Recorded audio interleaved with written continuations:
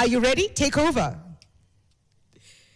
All right. Thank you very much, Mwikali. Yes, here we are. Amazing, amazing, beautiful women joining me this morning right here on Your World to talk about this very important conversation because, like we said, today is International Women's Day. So I'm just going to say Happy International Women's Day to you Happy all. IWD to you as well. You look lovely. Thank you. Today is the day to look. I mean, I'm sure you look this good every single day, right? It's a habit.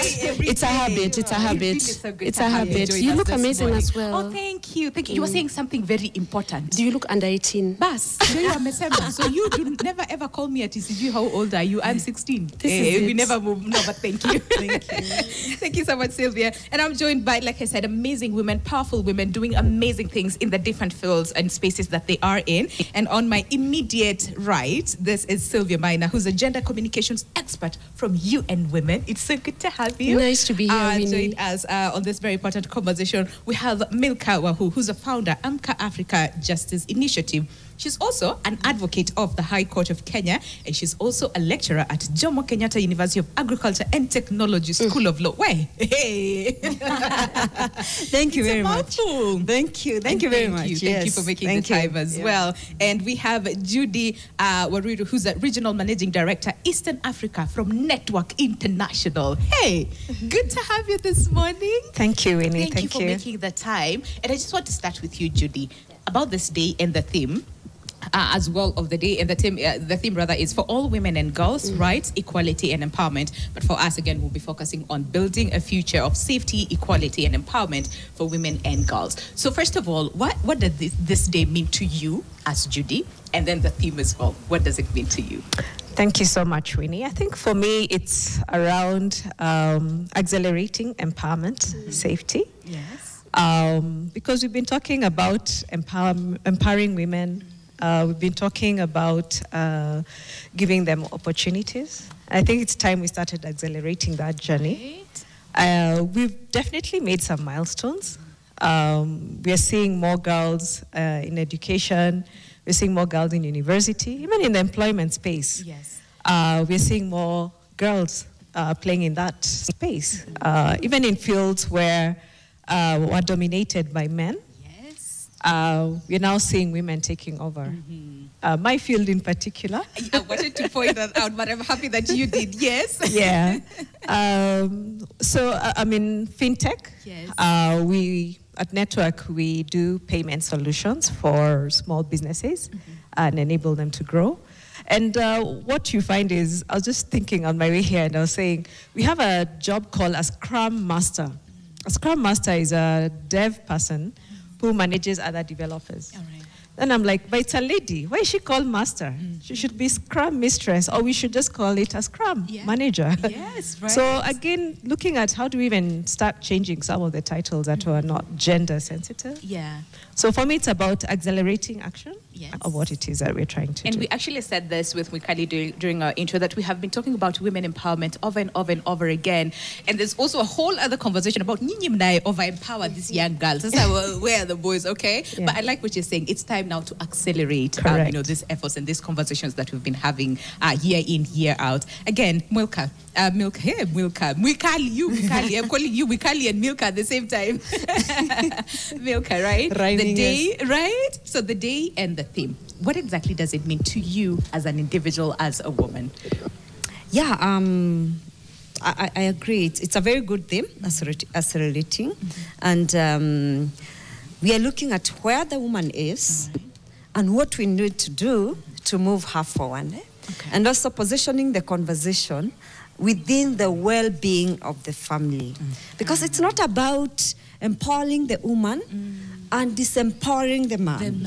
No, that's where we're going wrong when we think like that. It's about empowering the woman for the well-being of the entire family. So it is something that we need to do and accelerate. I see. Yes, yes. So for me, it's very, very important that we are accelerating, because we need to get to a point where we are able to say a woman is standing, a man is standing, and the whole community is standing. Is actually standing. Because we will not stand if we continue having the woman where she is right now. Absolutely. Yes. All right. I like that. And then how do we involve men in the conversation? I think we'll be tapping into that that as we continue with the show. But Sylvia, the day and the theme, what does it mean to you as an individual, as a woman, in the space that you are in? Nice. Good morning again. Really nice to be here with these esteemed panelists. Yes. And it's amazing what NMG is doing, just backing the gender equality and women's empowerment conversation on this important day. Yes. So for IW 2025, as you've said, the theme is rights, equality and empowerment for all women and girls, and the all is in caps. And the reason that is so, even the theme that was released in December last year by UN Women globally, is because we recognize that there are people who are left behind. In any form of development or growth or in any society, there are people who are left behind. That's why there's emphasis on the all. And UN Women's mantra is really about leave no one behind. That's the whole philosophy of the Sustainable Development Goals. And SDG 5 is on gender equality and women's empowerment. And that's the basis on which even UN Women works, right? So when we talk about leaving no one behind, who are we talking about? We're talking about the disempowered, the disenfranchised. We're talking about people who may be differently abled, persons with disabilities. We're talking about communities or demographics that have typically been marginalized. And believe it or not, even in this Kenya of 2025, women are still disempowered. And to link with what you've said, a lot of people will come back and say, but what about the boy child? What about the boy child? Yes, and that reminds me of the argument of Black Lives Matter versus All Lives Matter, right? And they call it also the whataboutisms. When we talk about Black Lives Matter, they say, what about these other lives? What about? And that's completely missing the point, because as you said, I work in the gender statistics unit of UN Women in the East and Southern Africa region. And one of the things that we see is the data shows us, without a doubt, and you can't argue with numbers, is that women are completely left behind. If I tell you that women, only 29% of women in Kenya are empowered, how would you take that data point? Would you really believe it? Especially sitting here at Muthaiga Golf Club in Nairobi on this beautiful sunny day, all of us with the makeup and the fancy clothes. I mean, it doesn't look like women in Kenya are disempowered. But is this picture representative of all the women in Kenya? No. It's not. It's not representative of all the women in the region, all the women globally. Just last night, our headquarters launched a report that brings out a lot of data points, which I think we can make accessible later. But really, it's also about focusing on an action agenda, and that particular report shows that a girl born today in the world will be 40 by the time she sees parity in representation in parliaments globally. She will be 40. She will be 40. I mean, that is a very discouraging statistic, especially because we know how well Parliament in Kenya is doing. Although even here, we still see that kind of inequality. We don't have enough representation. If you even look at elected posts like governors, I think we have only 7 women governors. How many counties do we have? We know we have 47. Yes. So what are we saying? So if, again, a girl who's born today, the data that we launched yesterday, a girl born today will be in her mid to late 60s. I think it's 68 or 63. I'm forgetting the exact number. By the time she sees early forced child marriage coming to an end globally. Now, I'll also give you an unfortunate statistic. I mean, East and Southern Africa is the region that is leading with early child marriages globally. You know, so these are not good numbers. But even as I say that, I'm happy about International Women's Day 2025 because, again, as UN Women, we're really underscoring that this is the year we want to go down in the books as the year that we stood our ground and said we are pushing forward against the pushback because we've seen, a lot of pushback, a lot of backlash against the gender equality and women empowerment movement and agenda. And again, it's this whataboutism of what about boys. So we're saying women's lives matter. Please, let's park the issue of boys first because the data is showing that the boys are not left behind. Only in some instances, like youth, you can see some boys are disenfranchised in some way. You can find even in secondary education in some countries, you may find actually there are fewer boys than girls. Like in Rwanda, I think that's a bit of the case based on a recent census. But really the global and even the regional and the Kenya picture shows that adolescent girls, young women, and women in general are left behind. Yeah, so this is an important time to show that, yes, we've made progress, but we need to do more and we need to push forward. I like that. And I like that the data, I mean, it's not flattering. The data really isn't flattering. Well said. It's sad, but at the same time, we've made huge progress, but at the same time, there's so much that needs to be done. Indeed. And I'm just going to throw it to you, Judy. So yes, we've made progress, but like Sylvia says, there's a lot of pushback. So this pushback, is it because the approach is wrong? Is it because we're not clear on what we want? Is it because then, we're leaving someone behind that they're feeling, why do we have a lot of pushback? Because we understand, like Milka said, we cannot just say we're empowering the woman and leave, the man or the boy behind, because we need, these two, genders to make sure that the family stands, the society stands. So this pushback, why? What's what is it that we're doing wrong? I look at it in two ways. Okay. One of them is change. As human beings, we fight change. Because we want to be in our comfort zone. And now what we are doing it's very drastic, if I call it change, from the norm, from how we've always known this is how it's supposed to be. I was just having a chat with my panelists here just before we sat here, and we were saying, we fight not to be our mothers, but we end up being our mothers as we grow up. Why? Yes. Because that's what you've always seen from the time you were a child. That's the culture norm. You know that you're supposed to grow up, you're supposed to get married, you're supposed to take care of a man. And then there's this movement coming and saying, no, you need to go to school, you need to be empowered, you need to be taught financial literacy, save your money. And it's like, no, that goes against, I don't want to use the word, but culture. Yes. So when you create change in the norm, there'll always be pushback. The second one is also perception. So again, where I'm coming up with the perception is based on, there's a perception that by empowering the girl child or the women, that then the other genders or the families feel less empowered.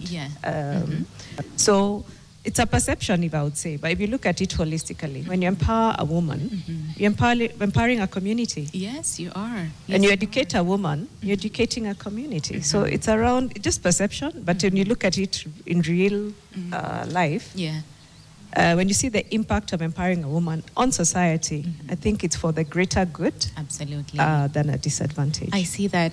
And Milka, do you want to chime in also to this, in terms of this, the pushback, and then how do we get it right? And we'll talk about then the solutions a little bit later as we continue with the conversation, because there's something that you said, Sylvia, when I was doing my stalking a little bit. And you said culture is a very big informant on gender-based violence. So I'll come to you then to understand more on the same. But Milka? Yeah, yes, like our panelists have said, is that perception, because perception is not based on data. And when you are just saying, like, there's these conversations in the streets that now women have been so empowered, now men are being disempowered, which is just a perception and something that is shouted in the streets. But the data shows otherwise. All right. So I think it's very important that we base our conversations on actual data. That's what I tell my students. Yes. Because this conversation of perceptions seep through all areas, including in the class. And so you'll hear such kind of declarations or argument. But I say we must... What data are you using to say that? The other thing is we are who we are because of our socialization, the culture and the social norms. Yes. Now, and a lot of times those social norms are geared or structured in a way that does not provide a woman a lot of spaces to grow and to accelerate that growth. So when the social norms are changing, because they're automatically changing, because the world has also changed, we can't remain the way we are. And so this woman evolves.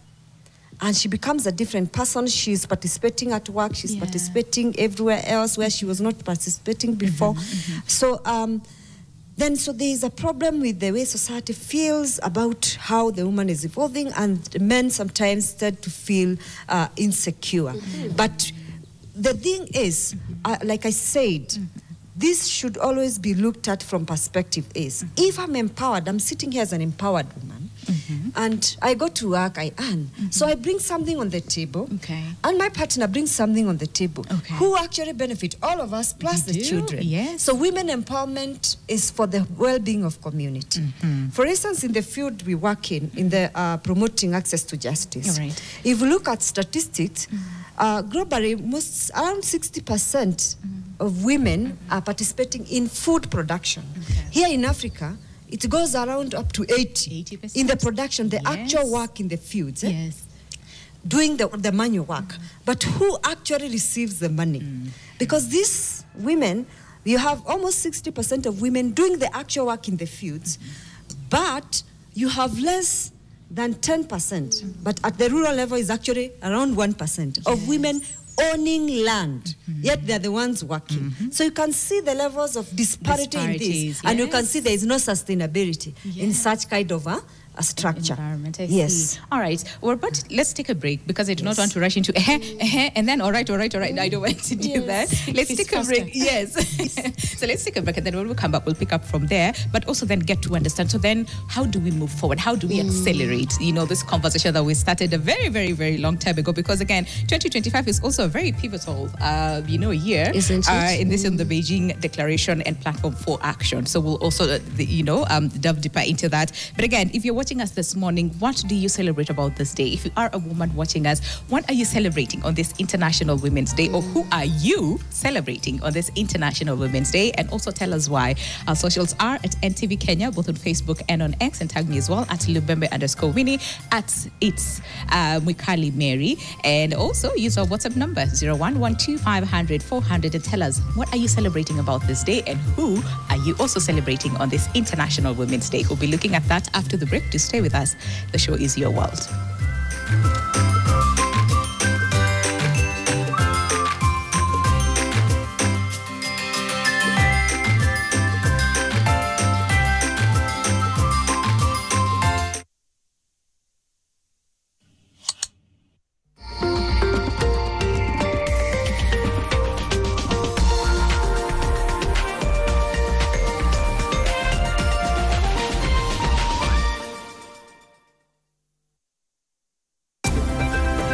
Mahali ya kusisimua na yenye mvuto. Kutoka mashinani hadi mijini. Zaidi ya madaktari 200 wameweza kuanza mgomo wao rasmi. Serikali ya kaunti inaendeleza miundombinu kuhakikisha kuwa maji inapatikana kwa urahisi. Ni chimbuko la habari zinazokuhusu wewe. Kupata ID, sisi tulikuwa kama alias ambaye wamekuwa discriminated. Michebebe is very nutritious, very chlorophyllous, very delicious, but less malicious. Bila chuku, bila upendeleo. Taarifa halisi na asilia kutoka kwa wananchi kwa ajili ya wananchi. Ndilo kero la taka ambao umeshuhudiwa katika mji huu wa matunda. Kama serikali hawajachukua hiyo hatua, sisi wa Orma tutachukua hatua. NTV Mashinani. Kila siku ya wiki saa 12:30 jioni hadi saa 1 jioni. Tired of endless scrolling? Say goodbye to the chaos. Introducing the all-new Business Daily website. Experience seamless navigation. Immerse yourself in a world of more videos and more podcasts. Discover more with our enhanced home pages. Engage like never before with our interactive tools. Join us and elevate your reading experience today. Business Daily.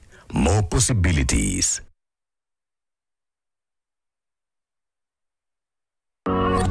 Looking for some mehe faster than you can say spill the tea? Well, I've got you covered. Con Entertainment, we already got the vibe. So I got the beat, my moves ni kwako. Join us for Chocha where the games are wild. Kiss my dumb, right? Gachagua, Kindiki, Sakaja. And of course, kama kuna story inspiring ama ngoma noma, send in tutakuwakilisha kama kawa kama dawa. Catch Beats and Buzz only on NTV. Because it's gonna be mad and crazy.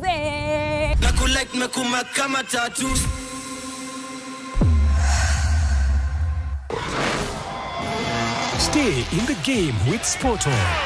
Catch exclusive interviews with top sports personalities on the interviews of the day. To smile and enjoy running. Updates on happenings in different sports fields across Kenya and around the world. And trending moments on the timeline. Relive the action with our recap of the weekend. And don't forget the shot of the weekend. Highlighting the most epic play. Sport On, your weekly dose of sports entertainment. Every Monday night at 9:30 p.m. on NTV. Want to know the biggest story of the week? Do not worry. The Weekly Review got you covered. For in-depth analysis of politics, business, governance, as well as social issues, the Weekly Review covers it all. For well-researched, exclusive and investigative content, read the Weekly Review every Sunday in the Sunday Nation.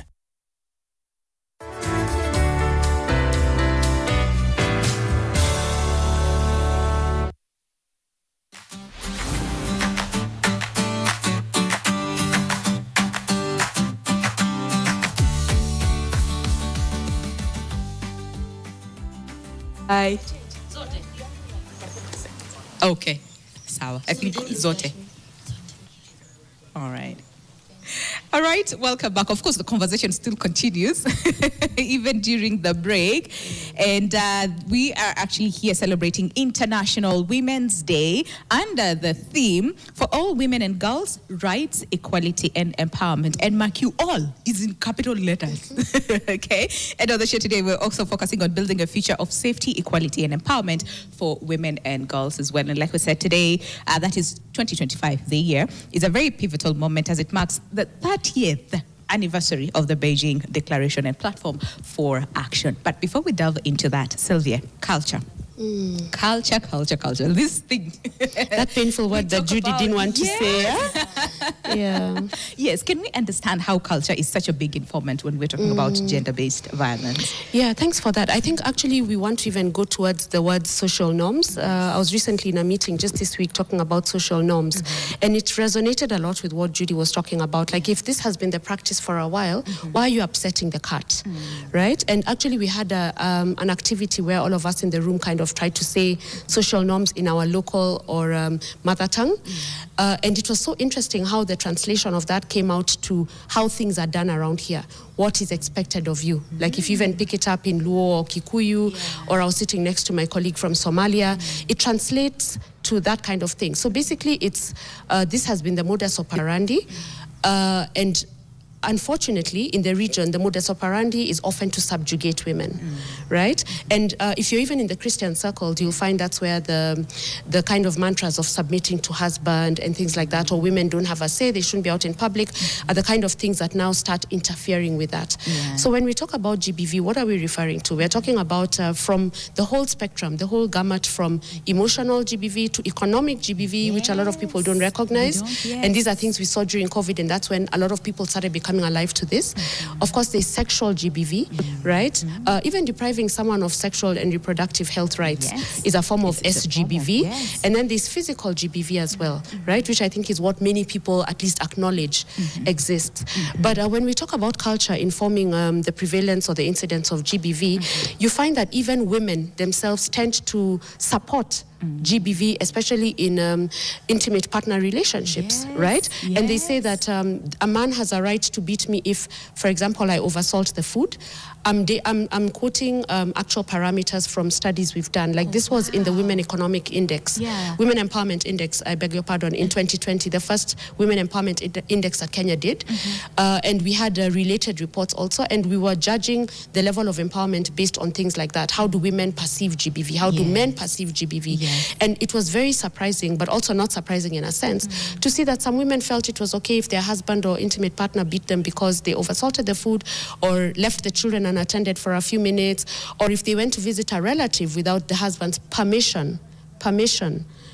Yeah, and this is in 2020, and we're talking about like Kenya. In the 1970s. No, we're not in the 60s, the 40s, no. So you see, these are the kind of data points that make you really wonder, how are we really doing? And you see, even to what Milka talked about just now, with agricultural disempowerment. So there are issues of, women are the primary workers on farms. I think it's up to 80% or something like that. But how about access to that land? How about ownership, right? And you find actually there's been some improvements with amendments in law, right, which I'm sure Winnie can talk about, Milka can talk about better than I can. But even with those laws in place, you find that the numbers have gone up, but now it's joint ownership, and even still, the numbers have not gone up that much. But individual women owning a title deed that this is in my name, Sylvia Minor, there are not many, right? So there's access, there's ownership, and there's what happens to the returns from that produce, right? So it hits very hard at women's livelihoods, and you see that's a very strong way of disempowering women, because if you don't have money in your hand, where are you going? Where are you going? If you have many children, also, because that was another thing that Women Empowerment Index looked at, number of children. So comparing how empowered are women with more children or women with less children, how empowered are women who are separated or divorced versus those who have never been married. You know, so there were very many dynamics looked at in that.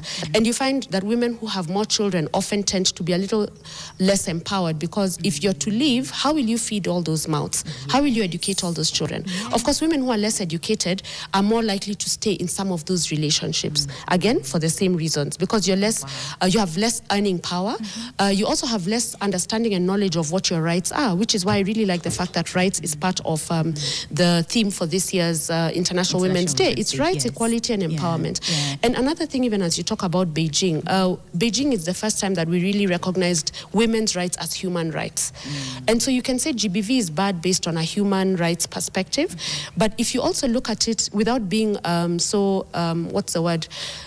being so benevolent, right? And saying, okay, it's a human right, so therefore it's bad, let's not do it. But if you even want to take it down to a very practical level, what does GBV cost our economy? Right? Now, when you start speaking of that, now people are more interested in listening. Exactly. So we're not just saying GBV is bad because, oh, it's unfortunate, women are getting hurt, this is so sad, so it's an emotional issue. No, let's even make it an economic issue. And the data is there. Right? You know what? I'm also curious, and especially in your space, Judy, in FinTech, and I'm happy that we have Milka here to now Milka tell us now. So we have laws, and we always boast us as Kenyans. We're like, we have the best policies, we have the best laws. Our constitution is to be admired, but when it comes to now implementing what is there, it's a bit of a challenge, right? So we'll come back to you, Milka, to understand. So then, how do we make use of the beautiful laws that we have, and even just empowering not just women and girls as well, to understand their rights, you know, first of all, and what it means to them and how they can seek justice. But Judy, in the space that you are in, FinTech, what are there these unique challenges that you see women face, and then how do we reverse that? Because like you rightly said, it's time to accelerate, not time to talk about, oh, challenges, oh, all these things, because we've been talking about them over and over again. Yeah, thank you, Winnie. What I'd like to focus on is more of, we've seen a lot of change and for the better in my space. And this is basically, I'll just talk about the work environment and even the FinTech's male-dominated work environment. And what you're seeing is there's a lot of empowerment in terms of pay equality. There's quite a lot of improvement on that. Whereas a few years back, there was a big pay disparity for the same role between a man and a woman. Same work, same demands. We're also seeing a work environment where the employer is becoming more sensitive, that a woman plays more than just a role of an employee. They're also a homemaker, they're a caregiver. So what you're seeing is there are policies coming in within the work environment for remote work, flexible time. You also get family days. Some companies that are now even having daycare centers within the organization. So as a young mother, you're able to go to work with your baby if you don't have a nanny for the day. So you're not stressed, whereby a few years ago, if you didn't have a nanny, that's a day missed out of work. Today, we have some organizations that have set daycares within the company. You go to work with your baby, they're taken care of as you work, and you go out for lunch break. You can breastfeed them. And that continues to build a mother-child bond, and less stress on the mother. We wanted 9 months. There was a conversation about 9 months maternity leave.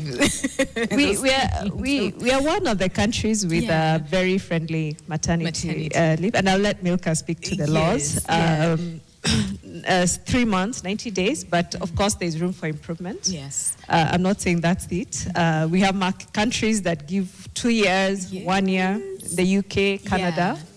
But what I'm saying is we made strides that have made it better for a working mother to be able to juggle the different roles they play as a woman. I see that. Yeah. So we've made progress, but there's so much that we need to do. We'll come back to understand then what do we do, because again the focus and especially on the conversation today on safety, equality and empowerment right here on the show. So then what do we do, right, to accelerate that? But can we talk about justice, law, the policies, all those beautiful things? First of all, how much of our rights do we as women know? Okay, I think I would like to start from where she also stopped and where she has mentioned that we have many women who actually believe they should be treated the way they're being treated because it's bad. Now, having the holder of a right does not always make you be able to use that information or that right. Because the reason why you ended up in that space in the first place, the society and the culture and the norms, the way they were made, you were made to believe it's good for you.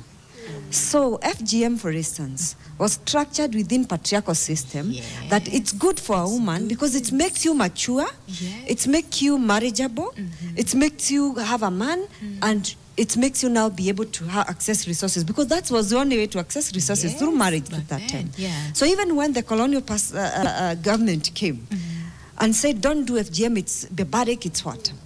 Women demonstrated and said, we are going to circumcise ourselves. That's what they did in Meru. They said, Gaitana, I'll circumcise myself. Because the woman is seeing, you are preventing me from being mature.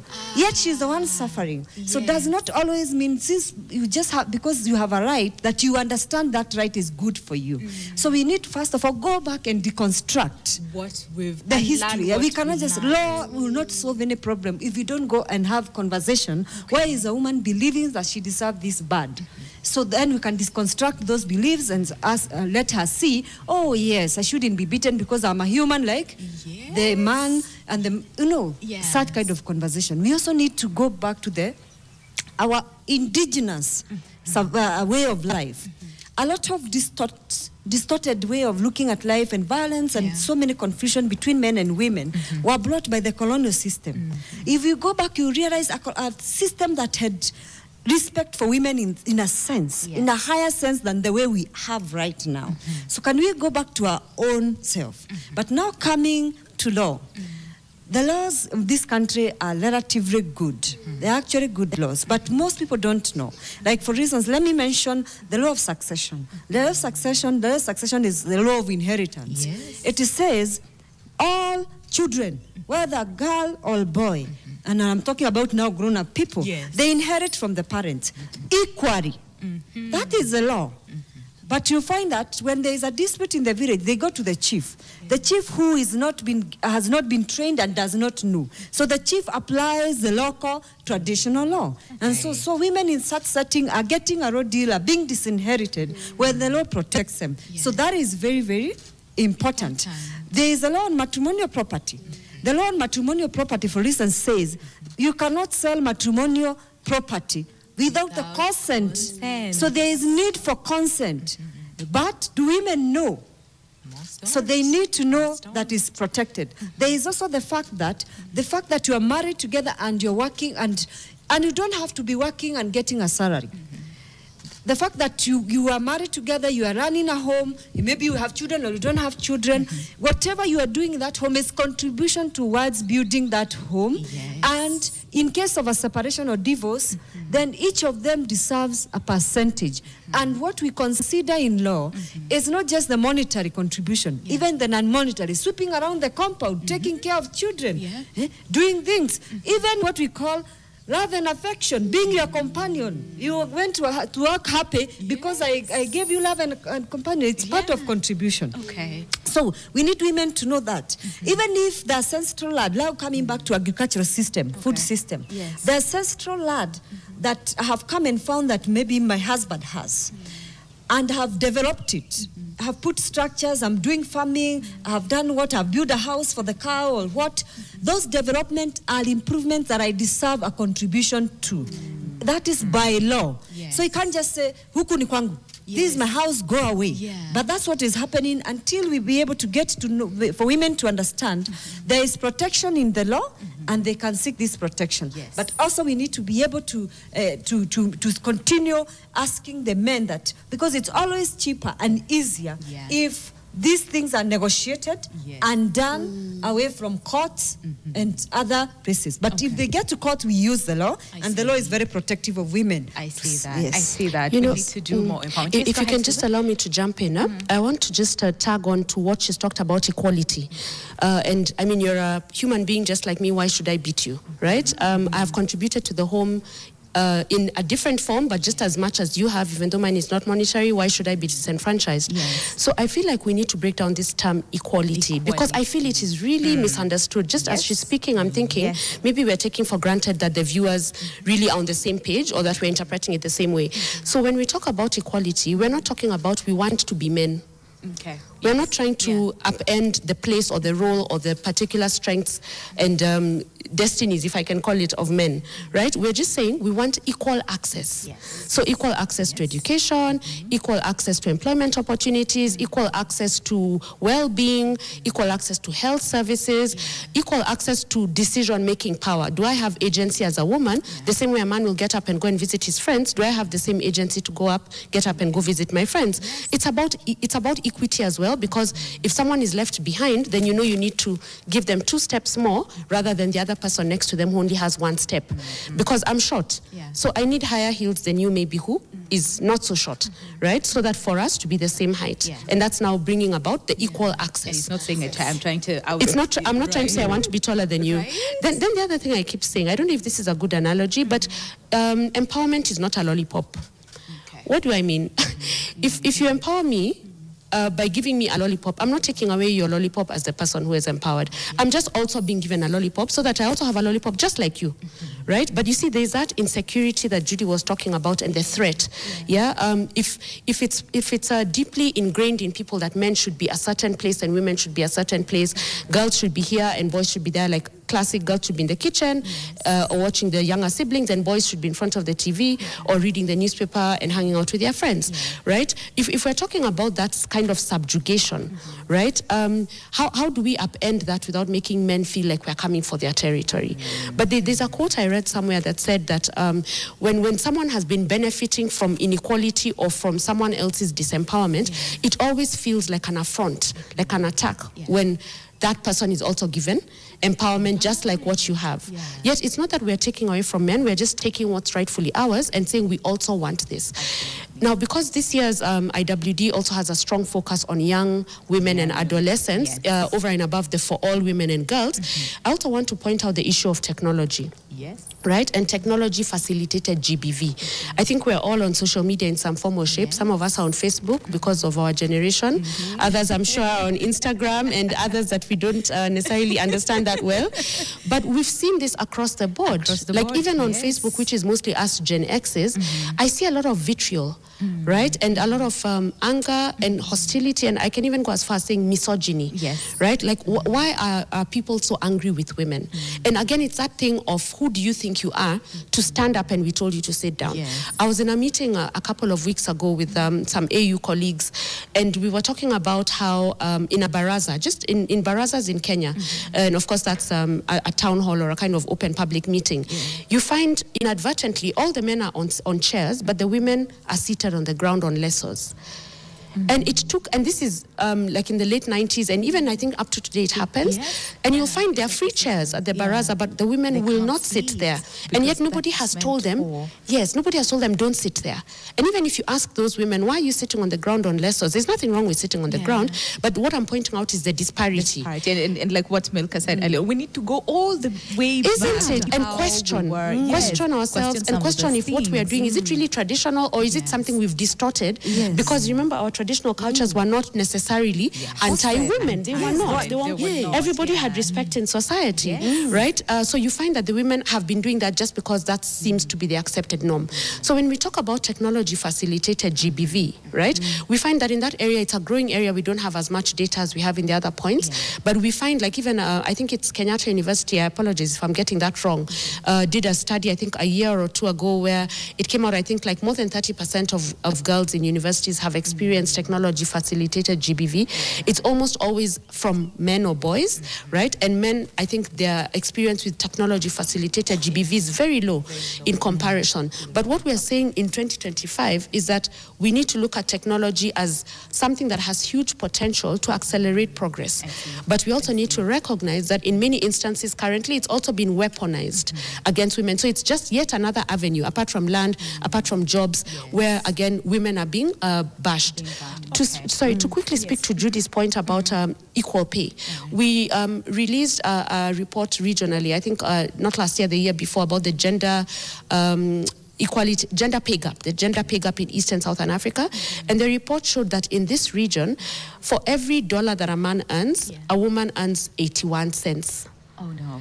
And this is 2023 data, and it's specific to the region.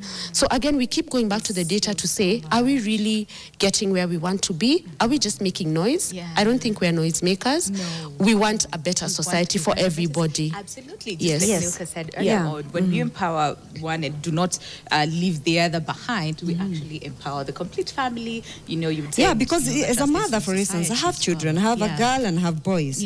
If my girl is doing very well and my boys are doing wrong, are really down there, I feel bad. So it's not about that the girl is more important than the boy. We are just simply saying the boy is already here. Let's pull the girl up to here. Then we grow both of them to continue working together. I like that. I like that. Judy, so then how do we get it right? How do we accelerate? Because I can see our time is far much spent, and when you bring women together, we can sit here for 10 hours. For days. And continue to converse, right? But then how do we get it right? How do we accelerate? Come 2026, what sort of conversations should we be talking about? Because we've been talking about all this over the years, right? So how do we get it right? So if you listen to my panelists, Sylvia and Milka, we're saying that over the years we've put in structures, we put in laws.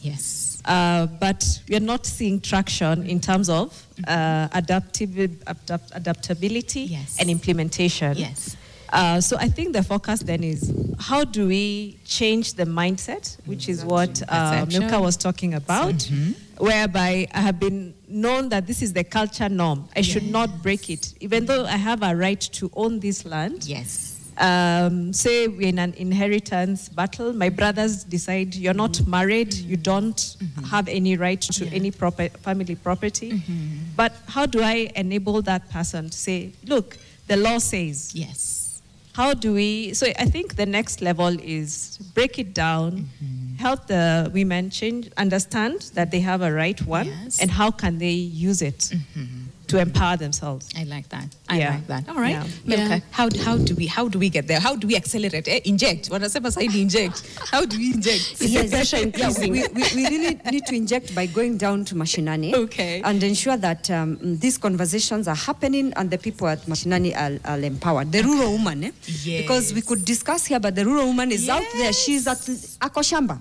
She's at land doing other things. They may not hear this conversation. But how do we ensure this conversation gets there? So calling on the media, for instance, to ensure that it's done.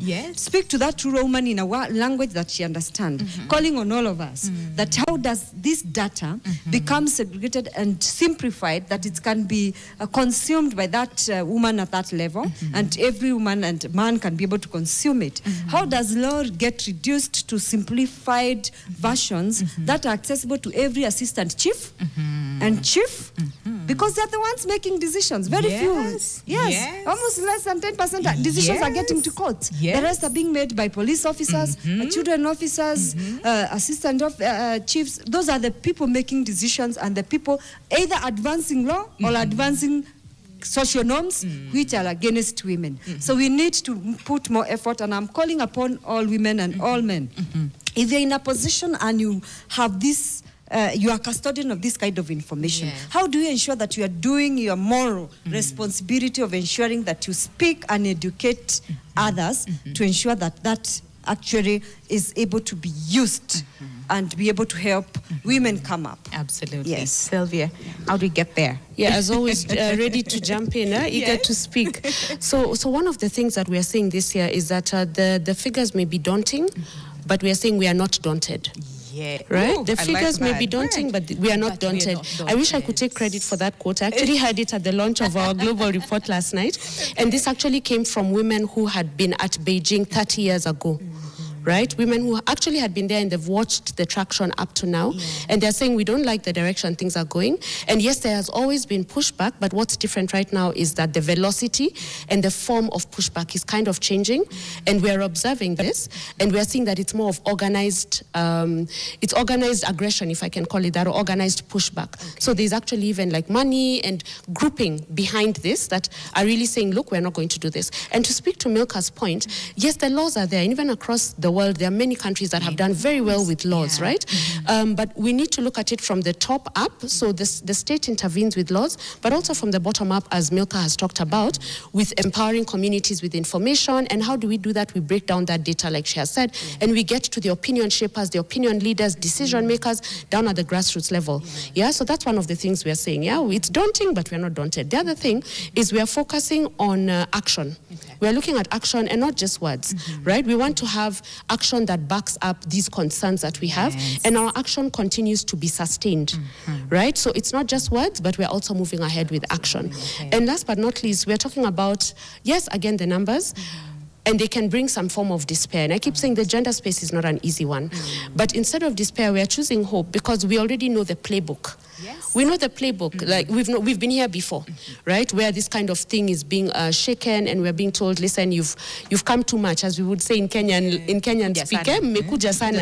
Yeah, as in you've gone too far. But listen, and we're like, no, we're going even further. Watch us, you know. And in the words of Barack Obama, when he visited Kenya in 2015 for the Global Economic Summit, I remember he made a remark which has stayed with me to that day. I was not even in the gender space then. Then I was doing agricultural innovations. But that really spoke to me. And he said, we cannot pretend to develop, leave alone develop sustainably, if we are running the race with half of our population running with one hand tied behind their back.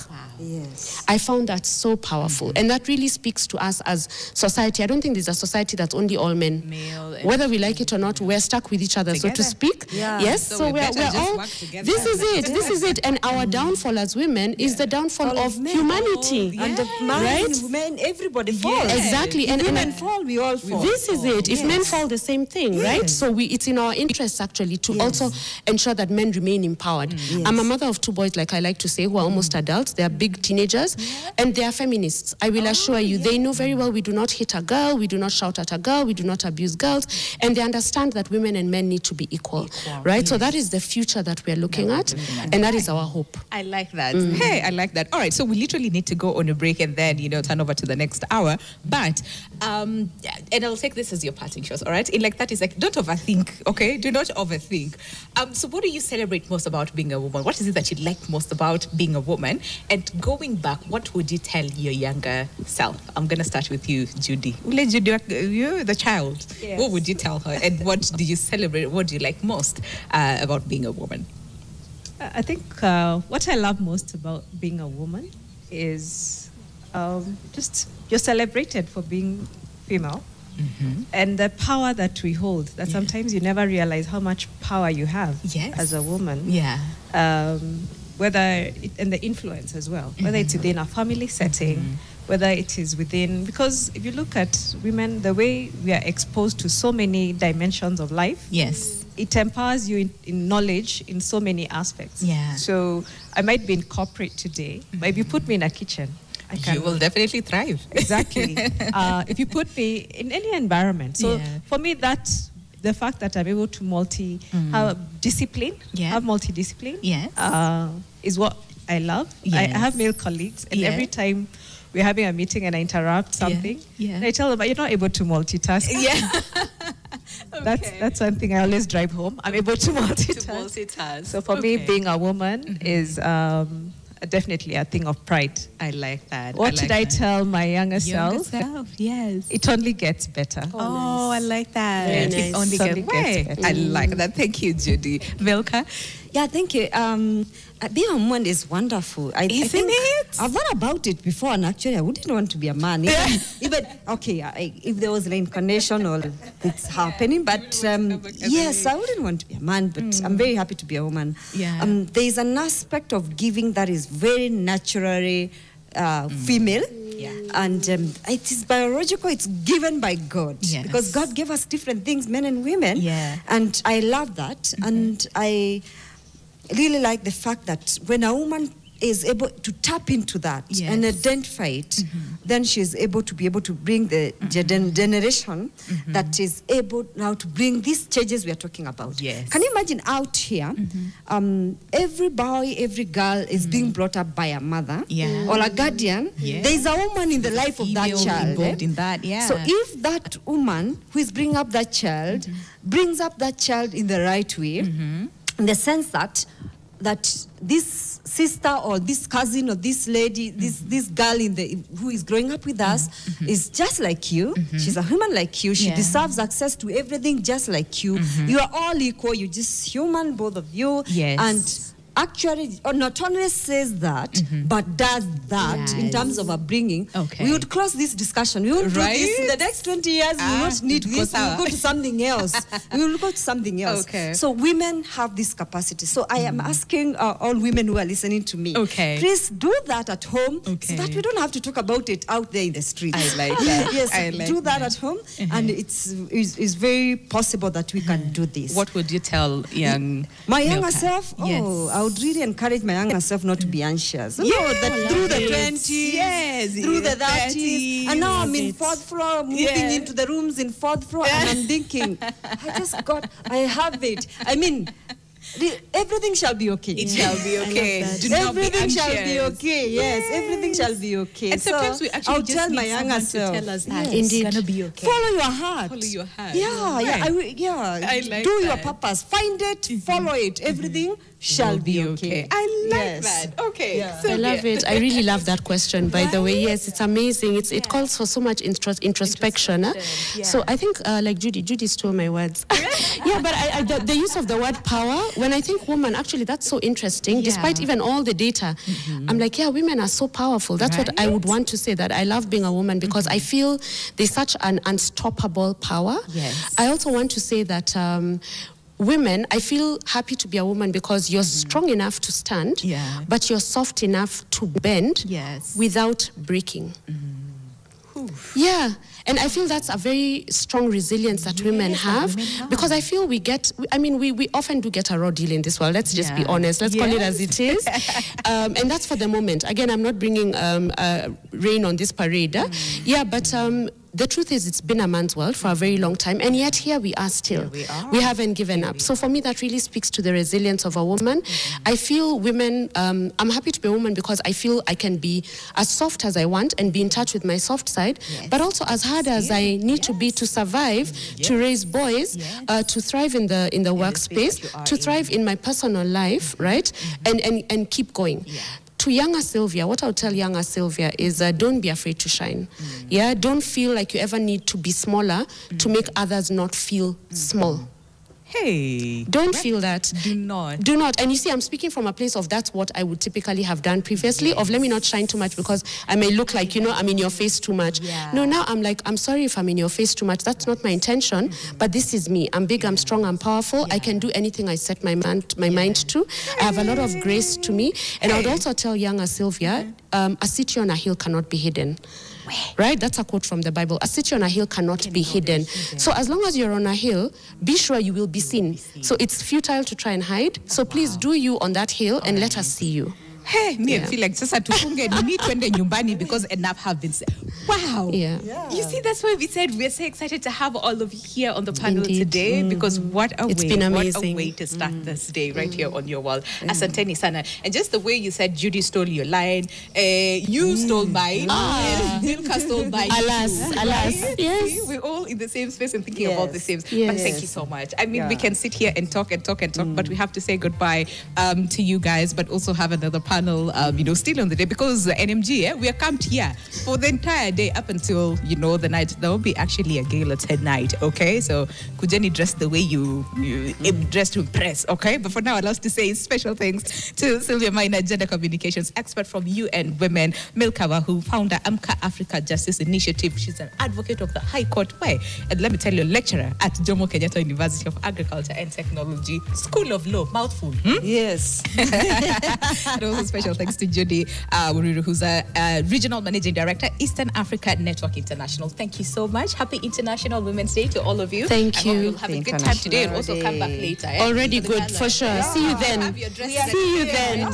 Be sure. See that, all right? Yes. So we'll see you on the second part of the show. That is Your World. I'm pretty sure Mwikali is somewhere. If she has learned the basics of golf without me, hey, okay, so we'll join her on the other side of the break. But I hope you had a good time, but also really learned so much from today's conversation. So see you on the other side of the break, right here on Your World.